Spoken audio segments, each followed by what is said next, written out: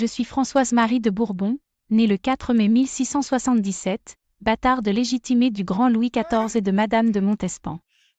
J'étais la fille d'un roi, mais ma naissance illégitime me collait à la peau comme une ombre fétide.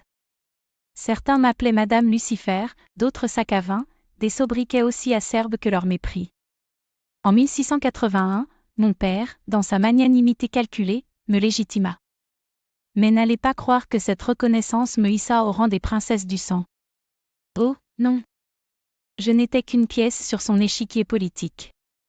À 10 ans, il me maria à Philippe d'Orléans, mon propre cousin, fils de Monsieur et de la Palatine. Une alliance qui coûtait cher, une dot de 2 millions de livres. Mais si je fus un trésor pour les finances de la maison d'Orléans, je n'étais qu'un poids pour mon époux. Ma belle-mère, Élisabeth Charlotte de Bavière, cette harpie mal déguisée, me haïssait de toutes ses tripes. Elle disait que je buvais comme un tonneau, d'où ce surnom ignoble de sac à vin. Mais que voulez-vous ? Le vin réchauffait mon cœur là où mon mari ne m'offrait que froideur. Une fois, elle osa lever la main sur mon futur mari, une gifle magistrale qui résonna autant dans son âme que dans les murs du palais royal. C'était une humiliation publique, mais elle n'appréciait pas l'idée de notre union. Mon mariage fut un enfer, marqué par la haine et les infidélités. Mon mari me méprisait, moi, la bourgeoise parvenue. Mais je savais jouer mes cartes.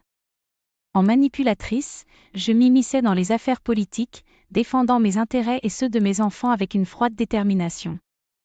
Mon surnom de Madame Lucifer n'était pas volé, j'étais un démon en jupon, mais cela, c'était le prix de la survie. J'ai vécu dans la disgrâce, dans les murmures, dans les rires étouffés.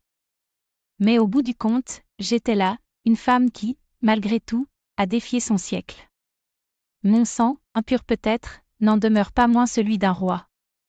Abonne-toi pour découvrir les secrets de Versailles.